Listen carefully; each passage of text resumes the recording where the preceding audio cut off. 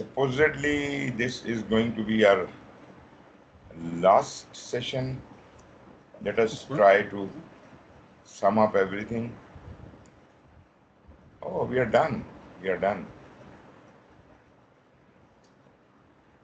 Okay, managers working with portfolio components should align risk plans to their portfolio risk management framework, and the individual component risk management plans should support the portfolio risk management plan. That is quite understandable. While management concerns within portfolio components often differ from concerns at the portfolio level, time, impact, span of effect, or complexity, the risk management plan for each component is not a mere subset of the portfolio risk management plan for an entire portfolio. So here we see we have covered the framework, balancing risks at the portfolio level, risk categorizations, and portfolio risk management plan all has been covered. Some closing considerations here for the portfolio as a complex system. Naturally, we have studied that portfolio is really very complex, and I defined to you what we mean by complexity. Complexity could be in any system. Portfolio is a system. So any system which has many things to. I want to make sure I understand some of the concepts. Good. Can you rephrase or summarize the framework, the risk management framework?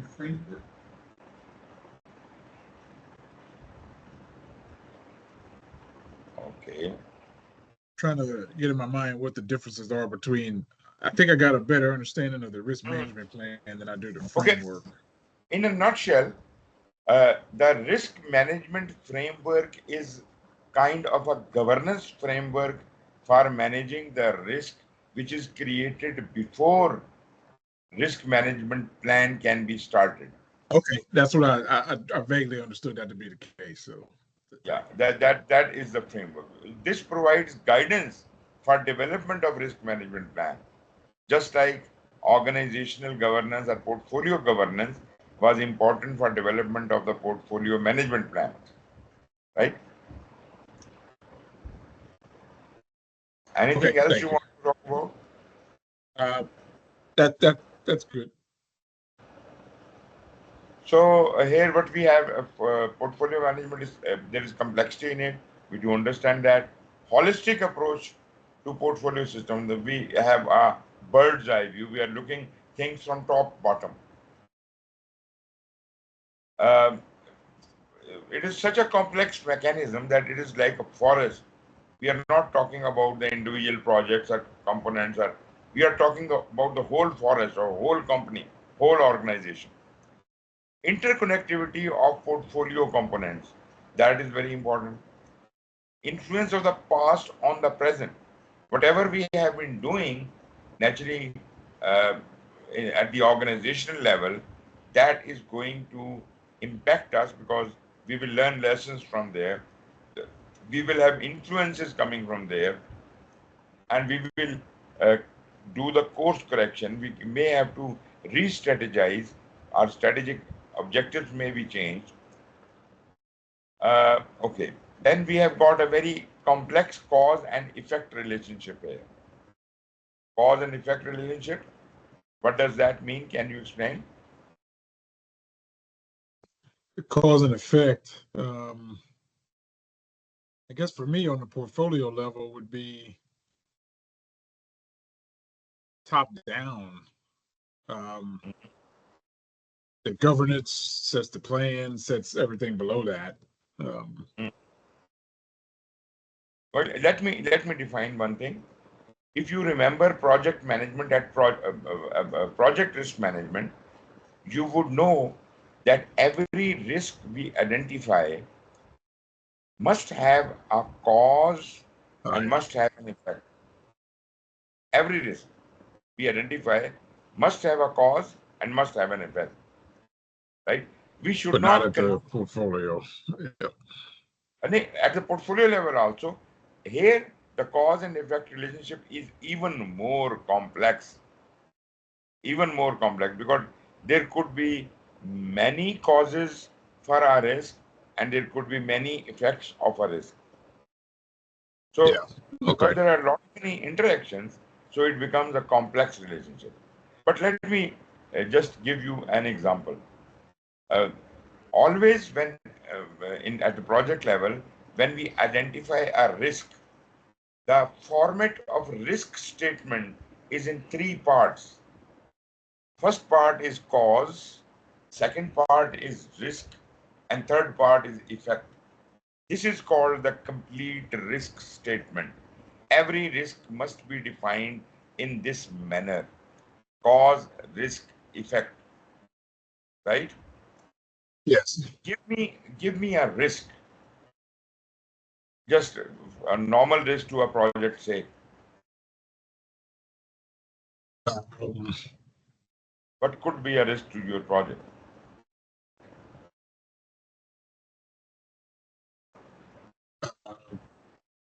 Scope creep or scope additions. No, no. Very interestingly, yes, of course, you can say that, but scope creep, time delay, cost overrun, these are not risks. These are not risks. You have to be very specific.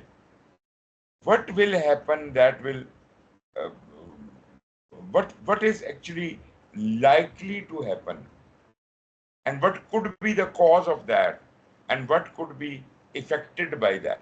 This is exactly what we need.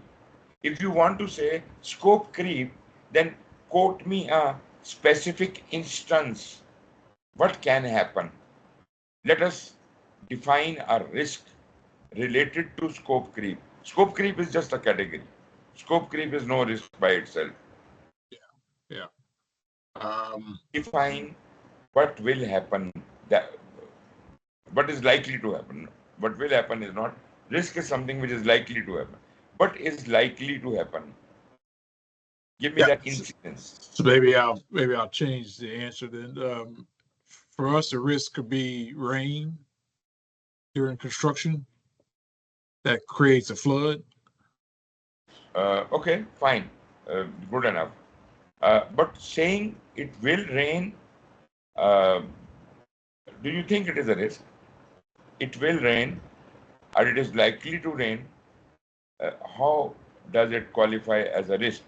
Although I do understand that this is something which may or may not happen, so this is likely to happen. So before we can justify that, we must have a cause. Why do you think it might rain? What is the cause of that?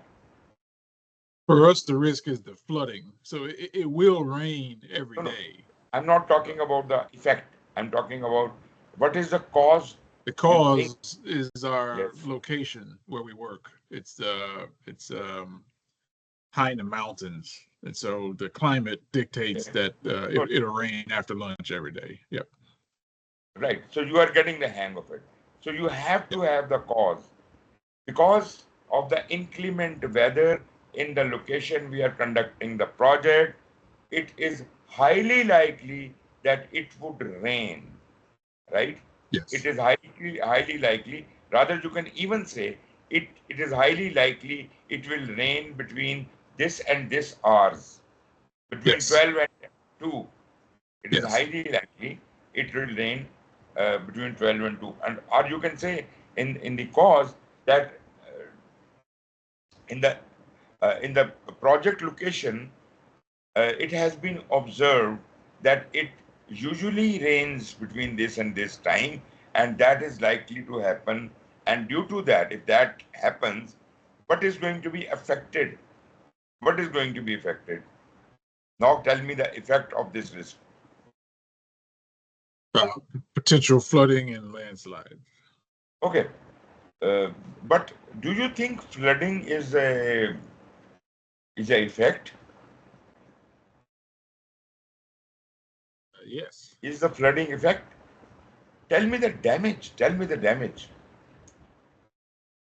Um, Yes, damages equipment loss and people having to evacuate the area. Wonderful, wonderful. So, might be you like to say, rather than it is likely to be raining, it is likely to be flooded. And the cause could be the inclement weather may result, inclement weather uh, in the project area causes rain every day. So the risk is that there is a risk of flooding, which will affect the equipment and resources. Now we are getting closer to a statement of a risk. You see, what we think is a risk, you said rain is a risk. Actually, rain was not a risk. Rain was actually a cause. Yeah, yeah, You understand that? So yes. usually what we think is a risk is not a risk. It is either a cause or it is an effect. So we have to be very surgical about it. We have to divide every risk statement in three parts. First, define the cause, then define the probability, what is likely to happen, and what will be the effect. And and you can even add to that what would be the effect of whatever the effect you have shown. Right. How would it impact the key, what do you call them, the key project objectives? And in case Yeah, of project, the project objectives are scope, time, cost, and quality. How does, what you said, it will impact the resources, and what would be the impact on scope? What will in fact impact on time, on cost, and on quality? This would be a comprehensive risk statement which which cannot be challenged.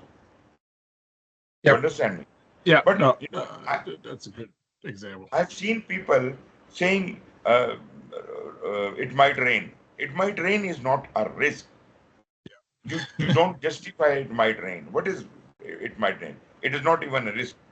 Maybe it is not. It is a cause. It is not a risk. Maybe it is an effect. It is not a risk, right?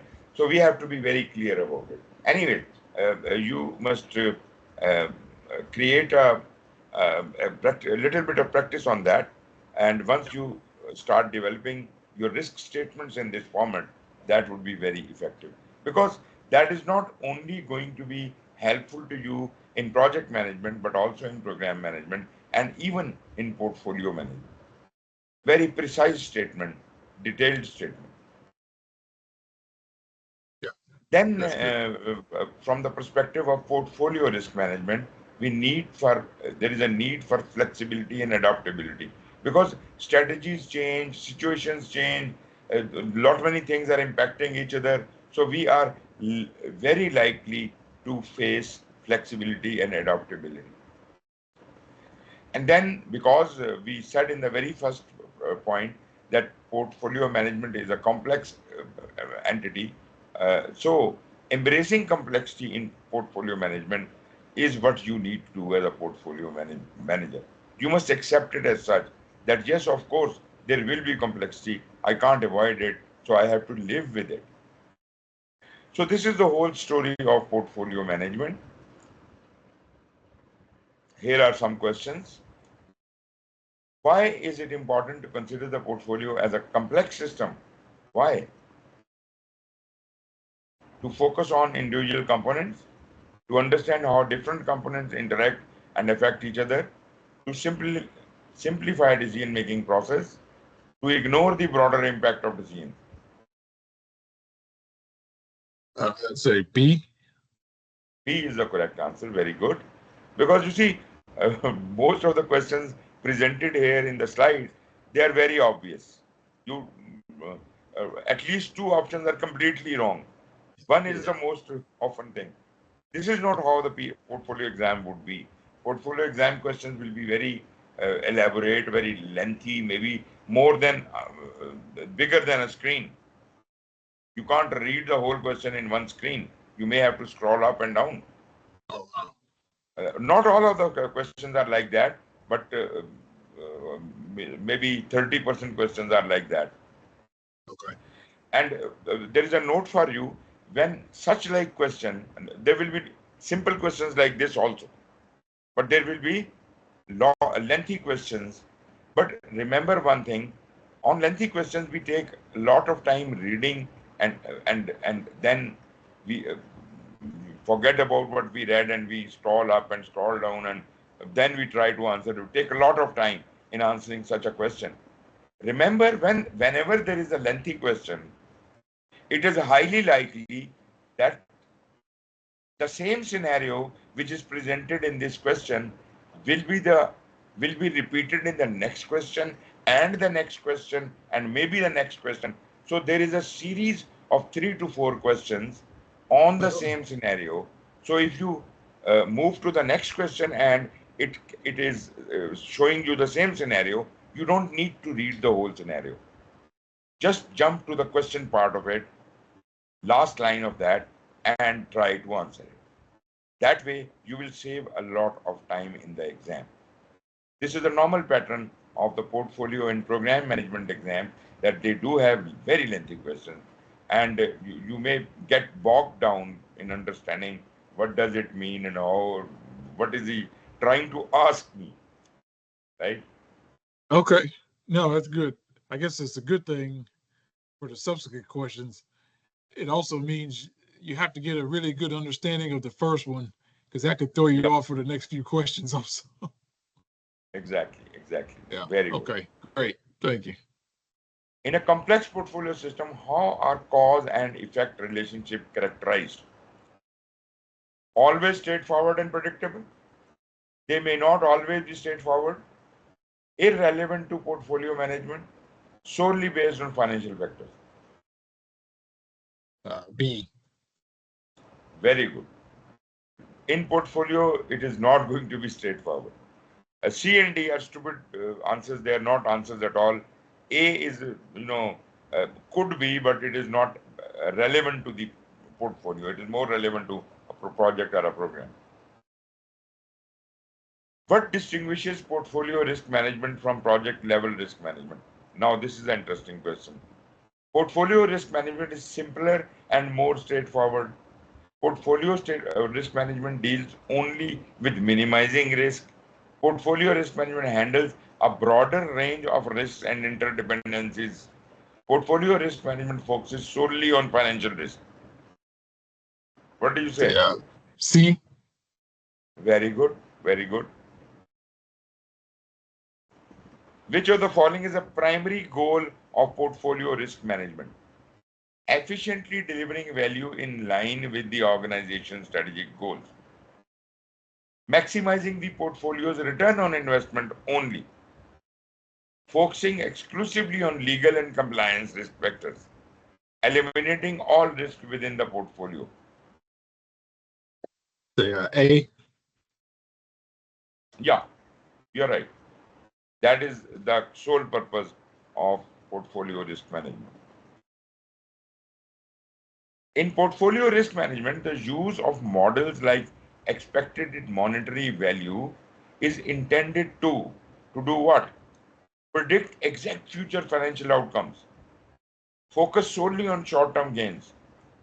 Completely avoid taking any risks. Balance risk and reward by making informed decisions. D.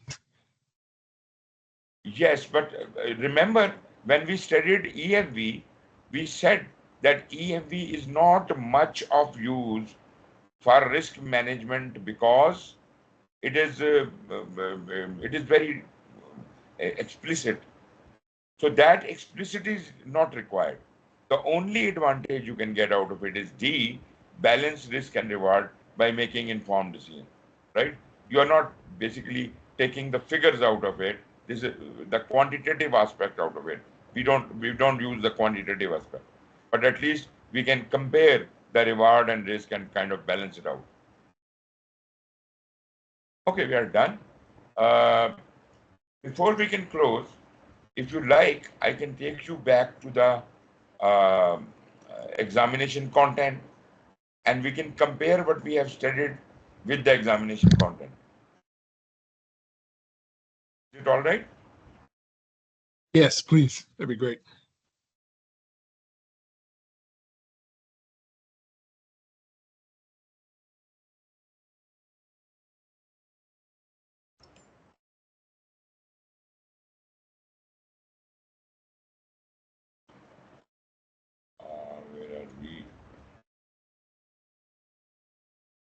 share. So after having studied everything, let's get back to our course outline. These are the domains. Strategic alignment, there was a chapter on strategy. Governance, there was a chapter on it. Portfolio performance, that was where we discussed the metrics and all. But did we have a separate chapter for it? Probably not.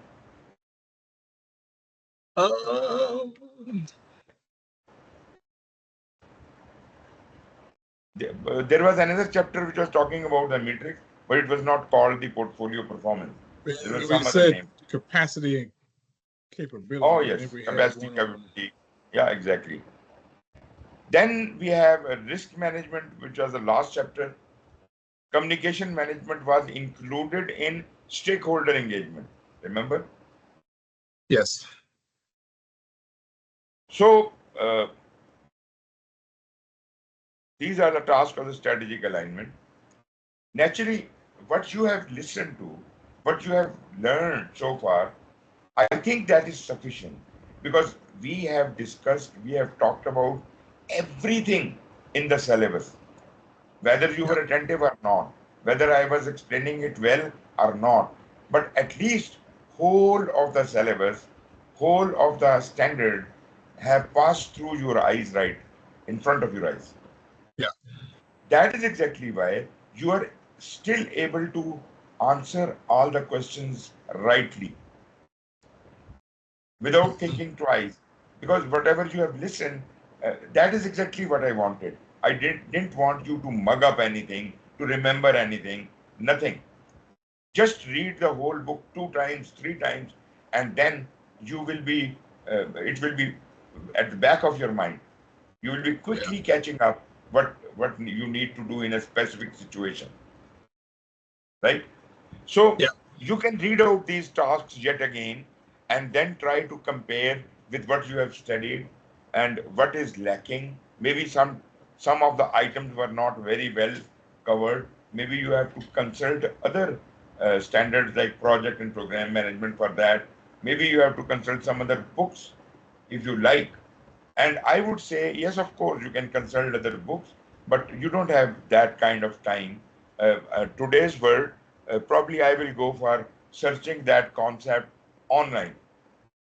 Go to Wikipedia, go to projectmanagement.com and search that concept. For example, you are not clear about ROI, so write ROI in projectmanagement.com or in Wikipedia and see what does that mean.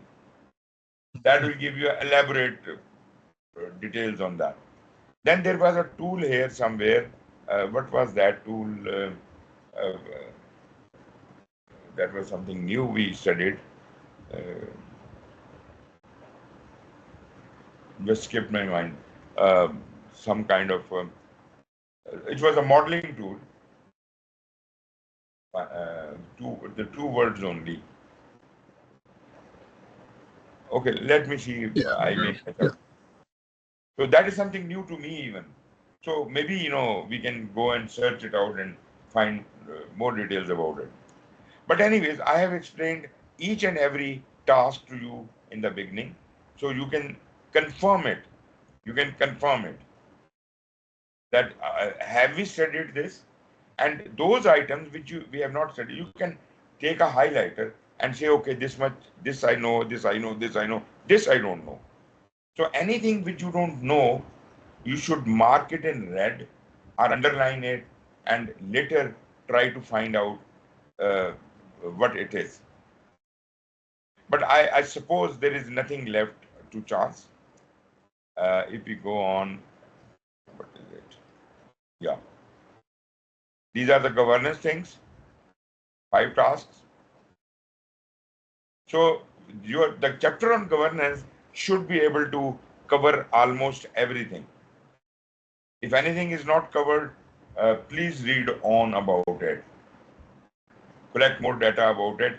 But because this exam content outline is very important to you, because we know that the people who are writing the exam, or I mean, who are writing the questions for the exam, they consult this document.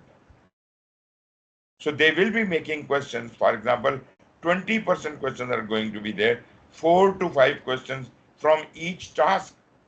They might be asking question how to define and establish a governance model. Maybe the question is about steering committee. Maybe it is about the roles and responsibilities of the governance board. But maybe, there could be 4 questions out of it. So that's why you have to consult it again. You have to read it through. And this is the portfolio performance, capacity and capability thing, that all is covered here.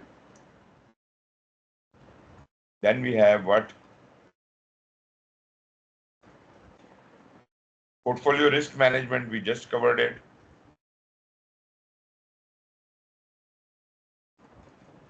And the communication management, which was part of the stakeholder. You see that there is a mention of stakeholders here. Yeah. Although the name is communication management, but there is a mention of stakeholders. So there will be questions about stakeholders. There will be questions about communication strategy. There will be how to engage the stakeholder, written. All of these, they can form into questions in front of you in the exam. Right. So as far as I am concerned, I am done. So any parting remarks from your side, any comments from your side, anything which you think I should improve in my teaching or something? No, I think it was great. I definitely learned something in every session. I got a lot of notes I'm going to have to review and go over, but I think that was great for me.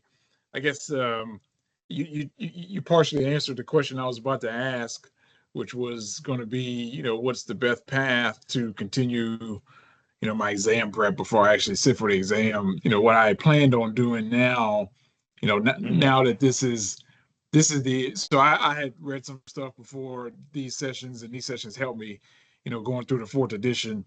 Meaning now I think is the end of the learning part, and I'm transitioning from the learning part to a comprehending, making sure it all sinks in and making sure my understanding is there. And so my next phase of prep was going to be reviewing information, going over the concepts again, making sure there are no gaps, or identifying the gaps and trying to close those gaps. I was going to try to do that for however long it takes before transitioning into the tests, exam questions. I don't want to really look at the exam questions until I'm confident that I've done all I can to download that information and make sure I have an understanding of it. And then I was going to have a period of doing exam prep questions per the PM training website, everything that's offered there. And then that'll hopefully be a confirmation or identification of some additional gaps, maybe my understanding of the questions and how they're asked. And then only at that point was I going to try to even schedule the exam, because I'm not sure, I won't know how long this prep is going to be until I start downloading the information and get my confidence level. But does that sound like a relatively good plan, or you think I'm missing something in that? Of course. You see, it took us how many hours? 28 hours to read through the whole book, right? And that too, I was explaining things and all. If you will read this book again, it will take less time, right? Maybe 14 hours you can read it through. Then I will request you to read it once again, but this time you must make notes, underline things in the book, and make notes for your own use. Yeah. Once you are comfortable with all that, and if at all you have time, I would still suggest that the standards of program management and standard of project management, the PMBOK, if you can scan through that, that would be a good idea. Yeah. Okay. That would be a good idea. Although all material is here, but there are sometimes references to questions, changes, the program management, project management. I know you don't have any problem with the project management, but maybe you have a little problem with the program management, yeah. right? So Yeah. it's good idea to study the standard for program management at least once. Yeah. Okay. Great. Then once you are comfortable with the material and the exam content outline, that is the time you should start attempting questions. Yeah. Right now, if you attempt any question, that is of no real use. Oh, that's right. Yeah. Yeah. I don't want the questions to tell me what the gaps are. I want the Yeah, preparation of the exactly. material to tell me where the gaps are. Exactly. Yeah. Fill in your gaps first. When you are completely prepared for that, that is the time when you can start attempting questions. And I understand that at PM Training School, they have given you access to their exam bank, question bank, Yes. Yeah. and they are good questions. But at the same time, I must warn you, they are not exactly the way the portfolio exam would be. Okay. Don't expect them to be the exact template. These are the questions going to be examined. Not at all. They are going to be completely different questions. And as I said, the lengthy questions would also be there. Maybe the PM Training School question bank doesn't have any lengthy question. I tend to agree with that from my PMP exam prep. Is that I also found that the exam questions were definitely longer than the practice questions. Yeah. But PMP there was no question in PMP exam ever which was more than one screen. Do you agree with me? You never have to scroll down. Yeah, you're probably correct. Yep. But in It's PGMP, I was stunned because every next question was like, I had to scroll down. I forgot what I read in the beginning. I had to scroll up and down, and forget the options, and that takes too much time. yeah, yeah. So Now I I'm gonna told have you the to solution. exercise patience. So I mean, on my exam prep, when I'm Hmm. actually getting into the questions part of it, I try to regulate how much time it's taking me to Hmm. spend per question. Um, the strategy there being, every question is worth the same amount of points. So I don't want to make sure I spend too much time on one. But yeah, I'm going to have to make sure I exercise patience if it takes me more than a lot of Exactly. time per question. Per question. Understanding that I could probably make up time if the theme is the same on the subsequent questions. So I gotta practice that concept. Yeah. Just just don't get confused in the exam. Actually, there might be a lengthy question, but the thing they are asking is very simple, and you already know it. Just like the questions I was offering you right now, you were hitting the right answer there and then. That is that is how you are going to do in your exam. Although that would be even difficult than that, but still, Yeah. because you will be Yeah. well prepared, Yeah. you would be hitting on the right answer every time. Okay. So, in case you have any difficulty or you want another session with me, you are most welcome. Just let me know when you are ready. I can spare 1 or 2 hours to answer your questions, and we can do that. No problem at all. But I wish that you get your PFMP certification soon. Yeah, I appreciate it. Yeah, if I may take you up on that offer to do another session, but it won't be until after I've had some time go by, so I can figure. I'll ask you some pointed questions. They'll be very specific by the time I'm ready to talk to you again. All right. Well, I very much appreciate it. That was definitely beneficial for me. Um, Thank you. yeah, you're Thank very you. knowledgeable on the content. That helps out a lot to be able to discuss it. That was, to me, that was one of the biggest takeaways, is to be able to talk through it and just discuss it. Yeah. And sometimes you may have said something that I already read about, but it resonated differently when you just hear it. Yeah, you're right. You're right. I was like, yeah, I think I knew that, but I didn't really interpret it that way. Didn't hit home the same.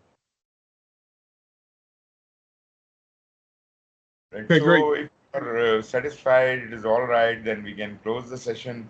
I'm really very thankful to you for listening so passionately all the time. And naturally, someone else would have said, but he's just reading the screen or thing like that. but I tried my level best to explain things wherever required, Yes. and Yep. probably those things will resonate, and you will be able to do things better. So thank you Yep. very Yep. much, and take care for your Thank this you. preparation. I wish you well soon to be PFMP. Thank you very much, and take care. Bye bye. Thank you. You too.